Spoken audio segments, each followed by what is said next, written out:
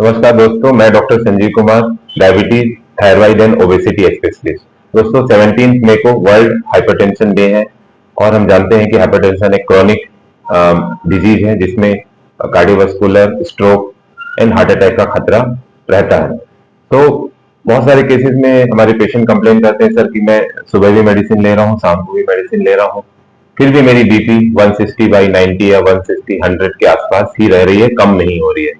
तो दोस्तों ये एक वैरायटी होती है रेजिस्टेंट हाइपरटेंशन की। तो मैं आपको बताता हूँ कि रेजिस्टेंट हाइपरटेंशन क्या होता है। रेजिस्टेंट हाइपरटेंशन हम तब बोलते हैं जब हाइपरटेंसिव पेशेंट जो एटलीस्ट 3 मेडिसिन ले रहे हैं, जिसमें की पहली क्लास है long acting calcium channel blocker जैसे कि सिल्निडिपिन या एम्लोडिपिन, दूसरी क्लास ऑफ ड्रग है एस या एआरपी जिसमें टेलमिसर्टन या रेमिप्रिल हो सकती है, और तीसरी क्लास की ड्रग हो गई डायरेटिक जिसमें कि क्लोरथैलिडोन और हाइड्रोक्लोरथाइजाइड। अगर ये मेडिसिन लेने के बाद भी हमारा बीपी एलिवेटेड है, टारगेट गोल से ऊपर है, तो इन कैटेगरी को हम रेजिस्टेंट हाइपरटेंशन कहते हैं।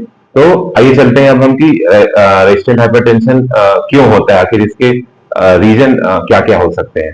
तो सबसे पहला तो एक रीजन हो सकता है कि ओल्डर एज है जिसमें कि कभी कभी आर्टरी स्टिफ हो जाती है, इसकी वजह से बीपी हाई रहता है। दूसरा रीजन हो सकता है कि ऐसे पेशेंट या तो क्रॉनिक किडनी डिजीज में लैंड अप हो गए हैं जिसकी वजह से बीपी हायर रहता है। रीनल आर्टरी स्टेनोसिस एक इंपॉर्टेंट कॉज है, प्लस ओबीज लोगों में एक इंपॉर्टेंट कॉज है ऑब्स्ट्रक्टिव स्लीप एपनिया, तो इसमें भी बीपी हाई रहता है। कई बार व्हाइट कोट हाइपरटेंशन रहता है, एल्ब्यूमिनुरिया एक रिस्क हो सकता है।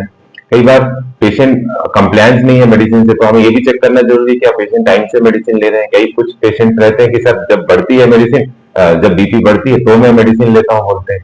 तो ये सब चीजें एक रेजिस्टेंट हाइपरटेंशन का रीजन हो सकता है, क्योंकि बीपी की मेडिसिन रेगुलर चलने वाली मेडिसिन, ऐसा नहीं कि जिस दिन बढ़ा आपने उस दिन आपने मेडिसिन ले लिया। इसके अलावा लेफ्ट वेंट्रिकुलर हाइपरट्रॉफी या सॉल्ट, एक्सेस सॉल्ट आप ले रहे हैं हर खाने के साथ, तो वो भी एक रीजन हो सकता है। कई बार वॉल्यूम ओवरलोड है।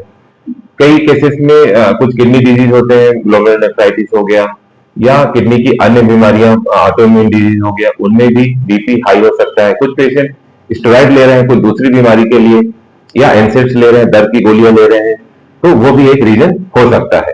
तो आइए चलते हैं अपने नेक्स्ट कि अब हम इसको रेजिस्टेंट हाइपरटेंशन को ट्रीटमेंट क्यों जरूरी है।